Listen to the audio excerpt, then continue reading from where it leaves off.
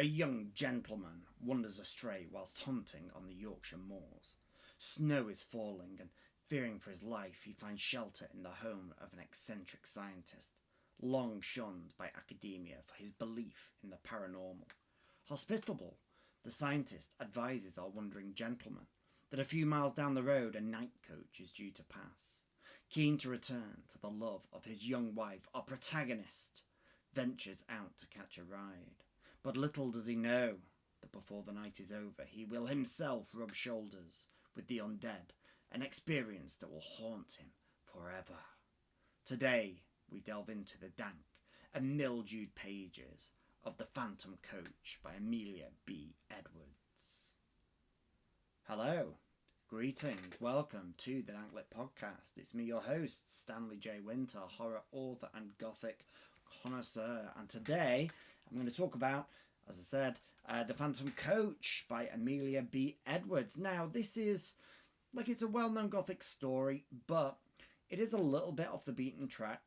It was released in 1864, and Amelia B. Edwards is a fascinating character who deserves perhaps more recognition for the things that she did. She deserves more fame than she has. She was a prolific novelist. She was a journalist, but she was also a traveller. And obviously, this is in the 1800s. She travelled all around the world, mostly with a fellow female companion. She was a keen Egyptologist, so she got really fascinated and obsessed with Egypt. And I knew today it's kind of, we look back on the colonial era with disdain, but I mean, I think you have to bear in mind also that in the 1800s, how fascinating a lot of that stuff would have been. Imagine coming across a place like Egypt with all its mythology and kind of architecture and archaeology, and she was absolutely fascinated with this. And in fact, she actually helped set up something called the Egypt Exploration Fund, so that there could be future archaeological digs. She was even known as the godmother of Egypt, and if you visit her grave in Bristol, which is still there today, you will find it's adorned with an Egyptian obelisk and an ankh as well. So she was kind of multi-talented. She was also a great artist. She was a talented singer, but suffered from some kind of throat issues, so she couldn't pursue a career in the arts. But you often find this, don't you, that if a person is really good at one thing, they tend to be good at lots of other things too. You do sometimes get these polymaths, these kind of geniuses who are just excellent at everything they turn their hand to, and I'm very envious of those people. But pistol shooting, that was another thing. She got really into shooting guns, riding horses. She was also, it was pretty much certain that she was a lesbian. She was engaged once to some dude, but it was like he was a lot older, and it was more to please her parents. She, all of her relationships and close friendships were with women, so she's remembered now by the LGBT community as kind of a member of the LGBT community, and someone who was kind of a lesbian, but couldn't be a lesbian because of obviously the prejudice of the time. So she wrote a lot about travel, and she wrote mostly novels, but she did do some gothic tales as well, and that's what we're interested in today. We're going to think about The Phantom Coach. So this was released, as we said, in 1864, so after not too long after Wuthering Heights, and I think we do see some influence from Wuthering Heights on this tale, because it's set, for one thing, in the on the Yorkshire moors, the bleak Yorkshire moors, and what happens is you have this young tally-ho sort of gentleman, a very upbeat, optimistic sort of chap who's out hunting grouse or pheasants or whatever gentlemen hunt, and he's out in the moors, and it's snowy, and he's wandered off the beaten track. He's lost, okay, and he thinks, fuck, I might die out here. Think of my poor young wife.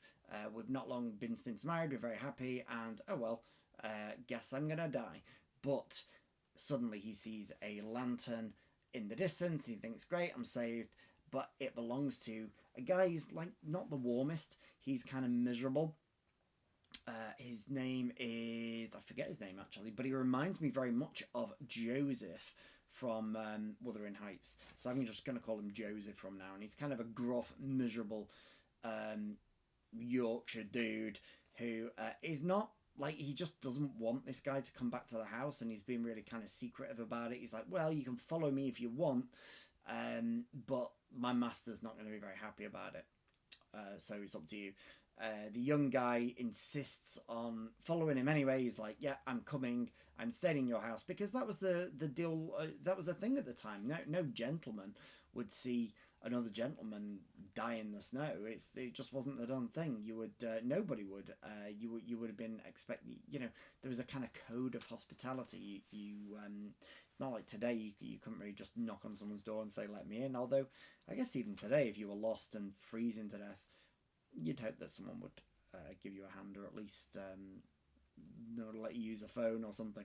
Anyway, he goes back to this house, and it's like a ruin of a house, and it's kind of rough as well. It's been used to like there's grain being stored in there. It's like a barn / mansion, if you will, and he goes in there and he finally meets the master of the house. He's actually a lot nicer than the servant made out that he would be. He is he's an academic, he's a scientist, but who has been shunned by the academic community for his belief in ghosts, his belief in the paranormal. They want nothing to do with him. This was a time of kind of science was emerging as a very rational discipline. This is post-enlightenment stuff.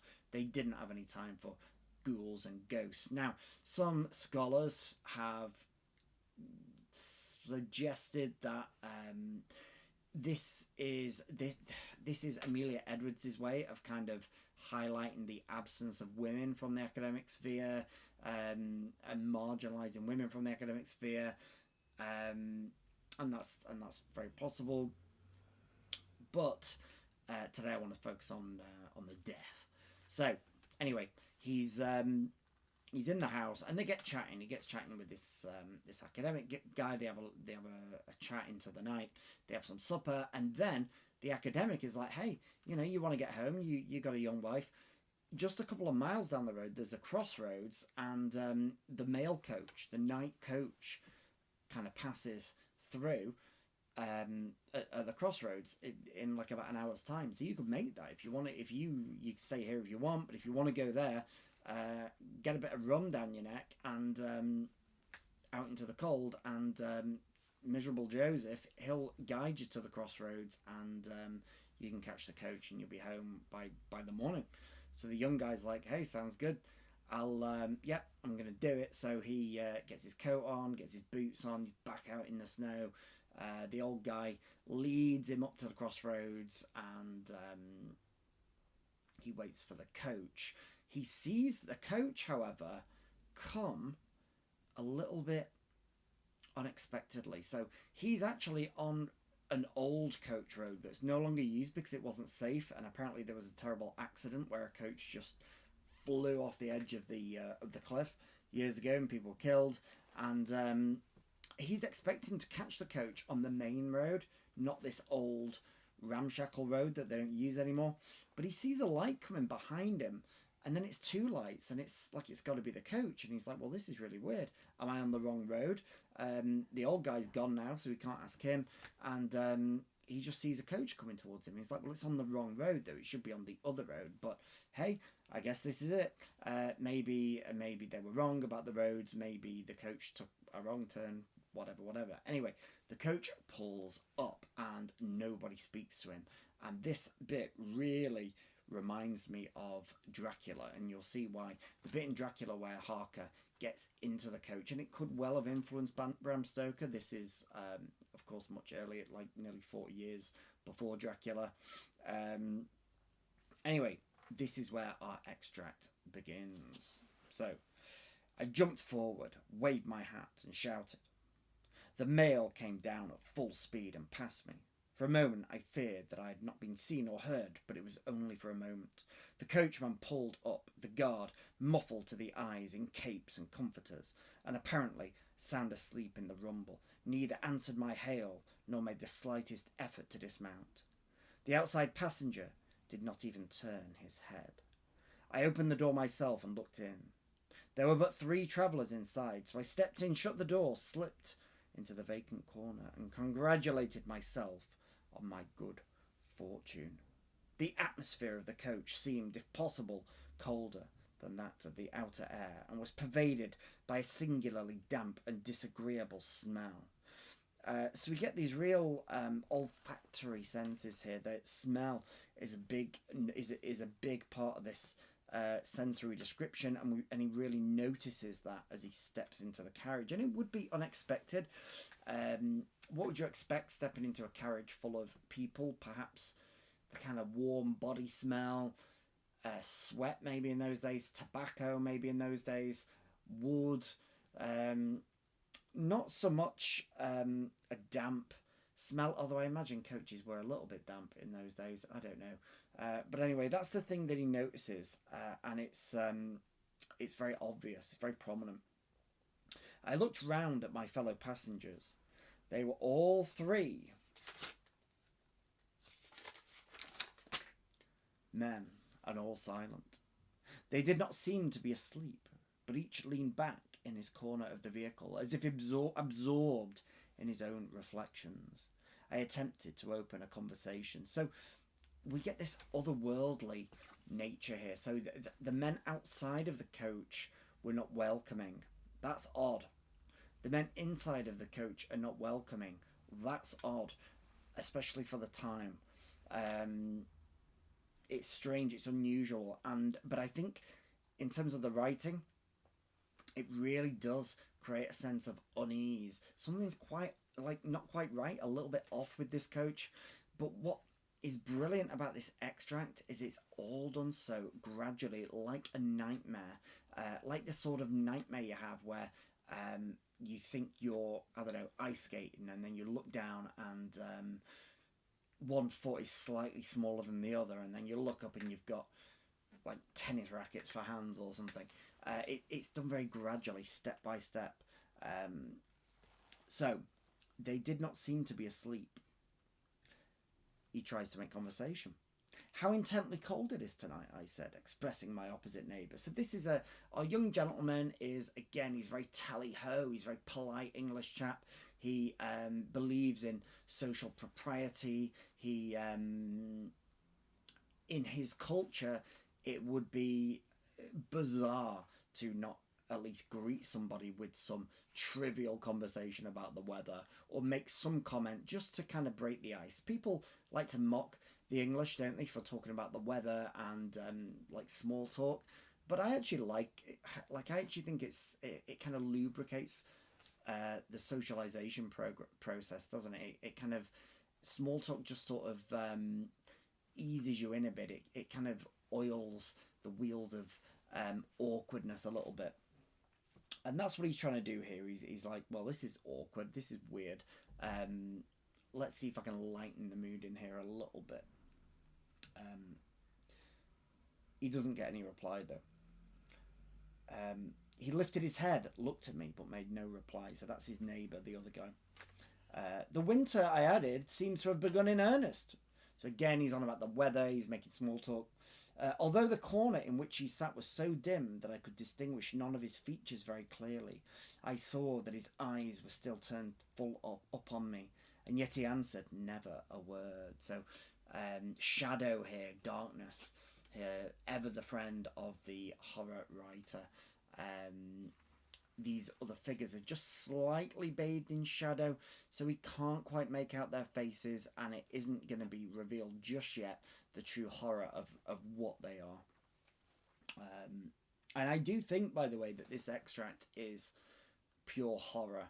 I think this tale leaves the Gothic and kind of ventures into out and out horror. And actually, this is a fantastic example of slow reveal horror. Really nightmarish horror, I feel.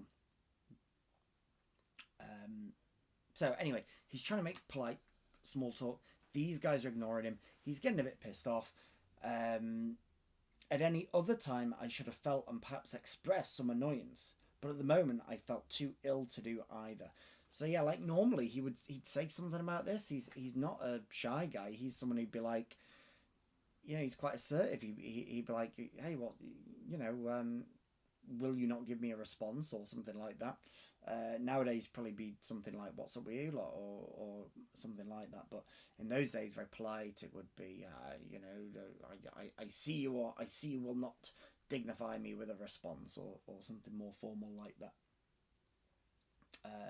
But he's not going to say anything. He kind of just feels too ill, and he's like, whatever.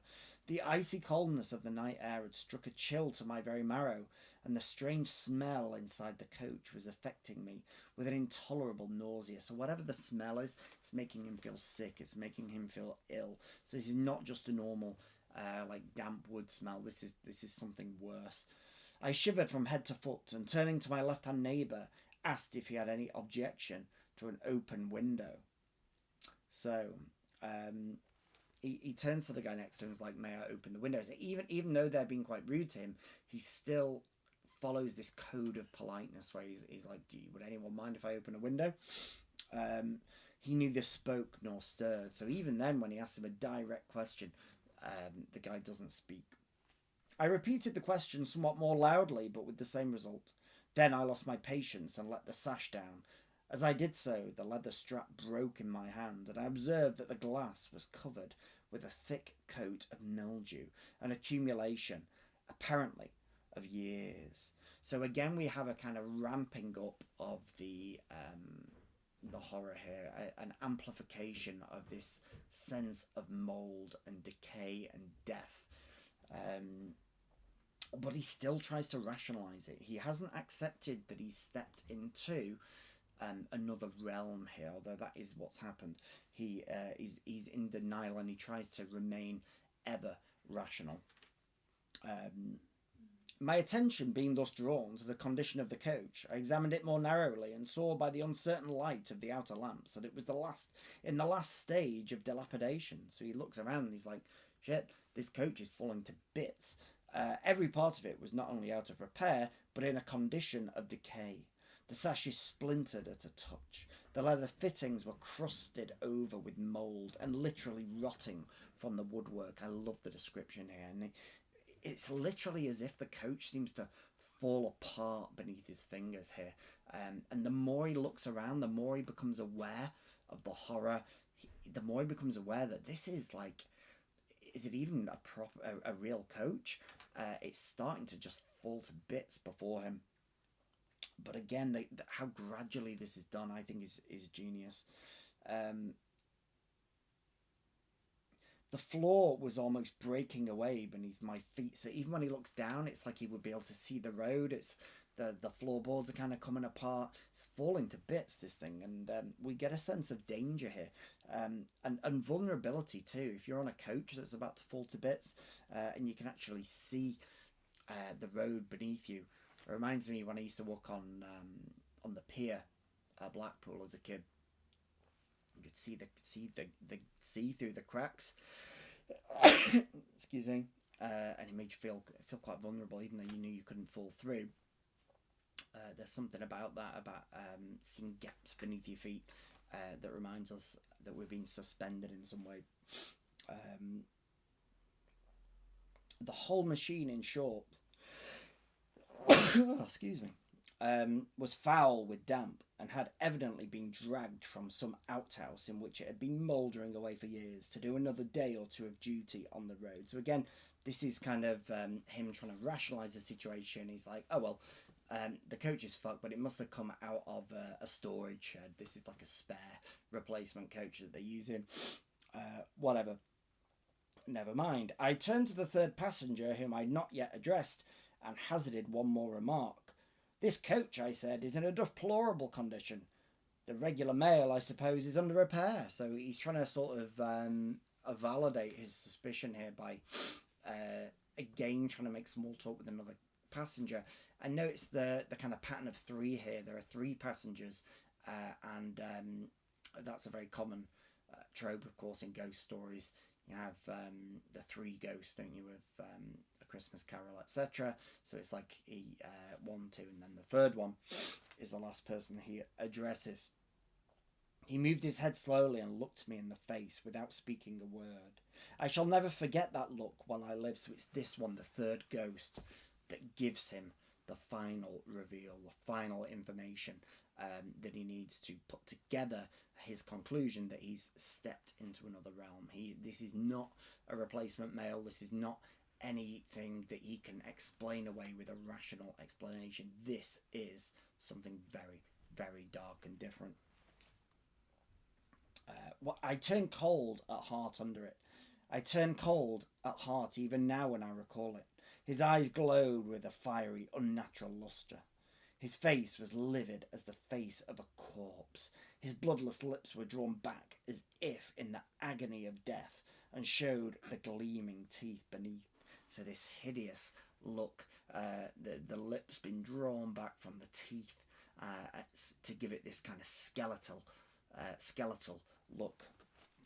The words that I was about to utter died upon my lips, and a strange horror, a dreadful horror came upon me. My sight had by this time become used to the gloom of the coach, and I could see with tolerable distinctness. So again, the lighting plays a big part here. The slow reveal of the lighting as his eyes adjust to the gloom is similar to the kind of the intensification of the smell and his realization that the coach is fallen to bits. I turned to my opposite neighbour. He too was looking at me with the same startling pallor in his face and the same stony glitter in his eyes. I passed my hand across my brow. I turned to the passenger on the seat beside my own and saw, oh heaven, how shall I describe what I saw? I saw that he was no living man, that none of them were living men like myself. A pale phosphorescent light, the light of putrefaction, played upon their awful faces, upon their hair, dank with the dews of the grave, upon their clothes, earth-stained and dropping to pieces, upon their hands, which were as the hands of corpses long buried. Only their eyes, their terrible eyes, were living, and those eyes were all turned menacingly upon me. So, a few things to talk about there. It reminds me very much of Anne Rice's vampires. They're often described as phosphorescent in terms of how, like as if they glow in the dark because of how white and pale they are, but also contrasted with their glittery, piercing eyes. But the phosphorescence here, I think, is not so much green as not so much white. Sorry, is more green. Amelia Edwards describes the light of putrefaction, so the rotting, the decay of death, which would have a greenish tint to it. So the phosphorescent light would be green, which I guess is more like a glow in the dark object, or phosphorescence would have more of a greenish tint. So we get the skin has gone green slightly, a green tinge, because these whatever they are dead. Now, what are they? They don't seem like ghosts. They seem more like zombies or the undead to me. Now, this story I first read in Great Vampire Stories, and this collection's really good. However, most of the story, you can see it's quite thick. Most of the stories in it or many of them anyway, are not vampire stories, and I don't think this is a vampire story either. There's no indication that these, whatever they are, these undead creatures or beings are vampires. They don't make any attempt they're menacing. They don't make any attempt to drink his blood. The most vampiric character is probably the academic, who is like, he's nocturnal and he's weird, and there is something about something else about Dracula in his castle, or in his mansion, about the guy. He's this kind of recluse in a ruin, but he's very charming, very knowledgeable, very but also very eccentric. So he's the vampiric character. I don't think these other characters are vampires. They are more like zombies to me. But they're certainly very, very horrific anyway.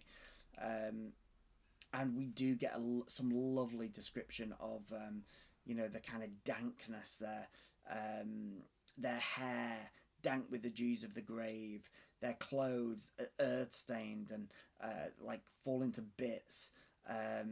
It's as if they've been buried, which is interesting. So they have like the earth of the grave on them and the smell of the grave. So they're not really like ghosts at all. There's a physical dimension to these undead beings, a rotting, which I find really powerful, much more powerful than if they'd just been ghosts. There's a kind of real earthly quality to them, as if they've just clawed themselves out of the grave. And it's that earthly connection, I think, that makes this so horrific. The soil, the rotten wood, the moss, the mold, the mildew. I think it's great. The only thing I think we're missing here is a bit more description of bone. That would have been good, like rotten bone. Could have been quite powerful. But anyway. Only their eyes, their terrible eyes, were living, and they were looking at him. So a shriek of terror, a wild, unintelligible cry for help and mercy burst from my lips as I flung myself against the door and strove in vain to open it. So this is the moment of horror here. He's realised, he knows what's going on. He's rattling the door to get out, and he's trapped in this coach. Now remember I said that there was years before there'd been a bad accident, which is why they closed that road. The coach went off the cliff, and of course that's what's happening here, except our young gentleman is being forced to relive this horror. In that single instant, brief and vivid as a landscape beheld in the flash of summer lightning, I saw the moon shining down through a rift of stormy cloud, the ghastly signpost rearing its warning finger by the wayside, the broken parapet, the plunging horses, the black gulf below. Then the coach reeled like a ship at sea. Then came a mighty crash, a sense of crushing pain, and then darkness. Is he dead? He's not dead, but he's certainly going to be traumatized for a long time. Now, he doesn't even tell his wife about this trauma. He tells a physician, a doctor, who's just like, oh, it's just like trauma. It's just your mind playing tricks on you. But he doesn't tell his wife, which is another reason that academics have suggested that women are marginalised in this. They're kind of kept away from knowledge, kept away from the truth, as they were in real life at the time. I suppose a Marxist critic might look at the marginalisation of the working class characters and the fact that they are, the male staff on the coach are kind of like they don't speak, they're denied a voice. But again, my interest is in death and death alone, and the presentation of death. And I think this is a glorious presentation of death and the undead. And I think you can really see the influence of this tale throughout the Gothic since. I think, I've already mentioned Dracula. Also, there's a lot of... I think The Woman in Black must have taken a little bit from this too. Susan Hill must have been influenced by this because of the kind of coach, accident, but also this kind of young gentleman being put in a situation that he's just not in any way prepared for. I guess there's quite a bit of Dracula in that too, isn't there, with Jonathan Harker, this kind of young, upbeat gentleman who is just put in a situation he's not prepared for whatsoever. So anyway, yeah, that is The Phantom Coach by Amelia B. Edwards. I hope you enjoyed that. Do read the story, it's fantastic. Do look into Amelia B. Edwards a little bit more. She's a fascinating character, and her work on her memoir about Egypt, 1,000 Miles Down the Nile, I think it's called, is apparently fantastic. I'm going to read that next. I hope you enjoyed the video. My name's Stanley J. Winter. Do check out my website, www.enterthedank.com. And again, another reminder, if you are a horror author and you want me to talk about your extract on the show, feel free to get in touch via the website. drop me a comment in the comment box and I'll get back to you. It'd be great to have some modern extracts on the show. Again, so far, well, at the moment I can only focus on things that are in the public domain, so out of copyright, which is great, but there's loads of good old stuff, plenty to do, but it would be nice to have some more contemporary extracts as well. I hope this sounds better on this video. I am experimenting with a new microphone. I threw the lav mics, the lavalier mics, down the lab because they were just not working for my voice, so hopefully this is a little bit better. I'll see you next time. Thank you very much.